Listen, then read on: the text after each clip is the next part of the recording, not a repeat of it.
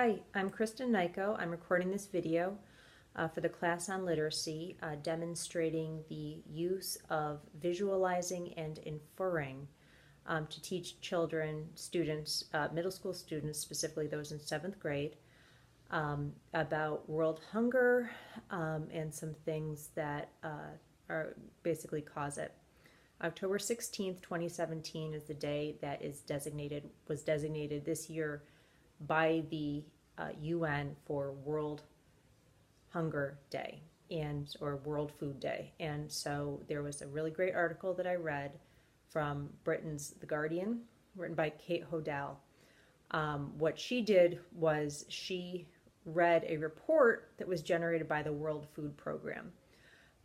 This is the type of thing, this is a perfect example that I like to teach students about the difference between primary sources and secondary sources.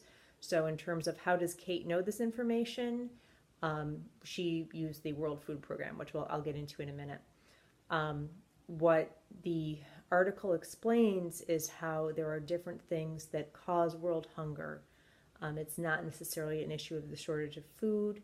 It goes into things like conflict and infrastructure, which I feel like for middle school students is one of those terms that I don't believe that they necessarily understand. So to go through the different causes, the different things in regards to conflict, political instability. The article itself specifically mentions conflict, civil war that's going on in Yemen. The school that I work in has a decent amount of students who are actually from Yemen. Our English language learner population is primarily Arabic students, so it's very useful for me to bring this in as a teaching moment. And this article that I will show you has some great charts in here in regards to the ability to visualize what it looks like in terms of not only the simplicity of the meals that they are suggesting by the World Food Program, but also the truly the difference that for the cost of a meal in New York to be $1, whereas a meal in South Sudan would cost $320. Again, due to issues like conflict, problems with infrastructure, explaining to the students about the fact that food has to be refrigerated so that it can last longer, or in some situations also frozen, and how if you don't have electricity due to things like civil war going on, these are things that can have definitely cause world hunger. So the other things that are perfect for this lesson is that our 7th grade ELA classes are about to start reading Linda Sue Park and Salva Dutt's A Long Walk to Water, which is a book that New York State mandates that all students read in middle school. So this is sort of scaffolding leading into that in regards to me teaching literacy, sort of the how to read the charts, how to visualize, working on some of the vocabulary that's in there in terms of inferring, and if we can figure out what some of the words mean in regards to us living in suburban Rochester, as opposed to those who are living in war-torn countries that are severely affected by drought. Teaching the concept of just farming to live, not farming for profit, and what that looks like, because having read A Long Walk to Water, that's a big part of Salva's life before the war breaks out, and then of course the war breaks out. So I think that this is a perfect article to sort of build some of that scaffolding and introduce some of these concepts to students. The article, I should say the report that this article was based on, which was released by the World Food Program, was very informative, but it's definitely formatted to be printed out. So I do not have plans to print it out for students, but at the same time I want to show them how you get to it, how you read it, and to understand that you want to find out where your information is coming from and how reliable it is, and just making sure that you're using good, reliable sources when you're learning things and trying to read and learn more about current events, so that you can hopefully get sort of an unbiased opinion, or as unbiased as possible.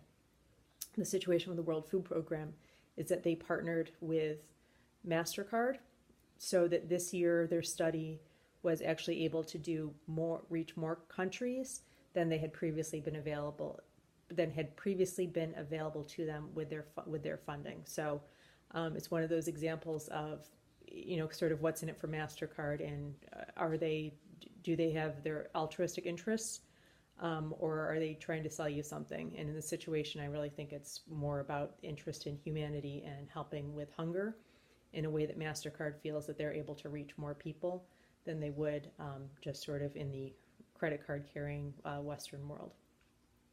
So with that said, other things that we would be doing have to do with, and I'm just bringing this up on the computer. There we go. So in terms of the mini lesson, the guided practice, I would have each of the students bring up the article on their iPads. I do teach in a one-to-one school, so everybody has them. What I would want them to do in terms of practice would be to bring up the article, learn some more about world hunger.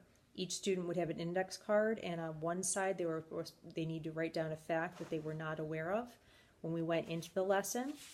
They would then pair up with the student sitting next to them and to share their fact, to discuss it. And then the other thing that I would want them to do is to have the partner write on the card, and I would have them write their names on them, to basically say, is this something that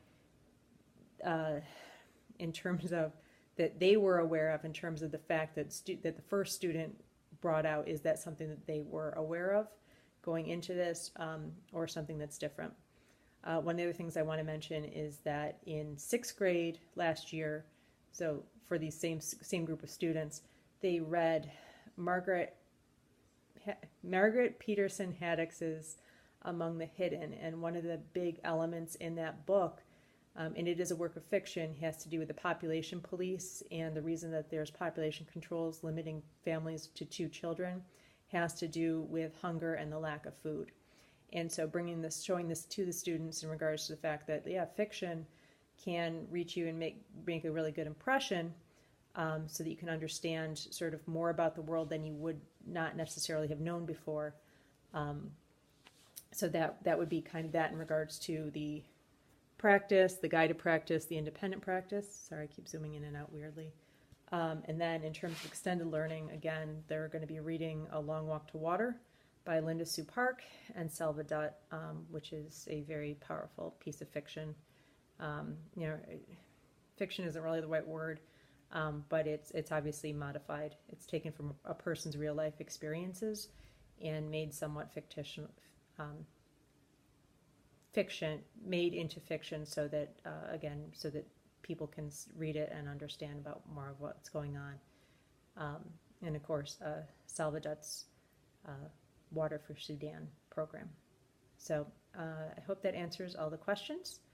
I will be providing a couple other links here in regards to the articles that I've used, and so I hope that that's helpful. Thank you.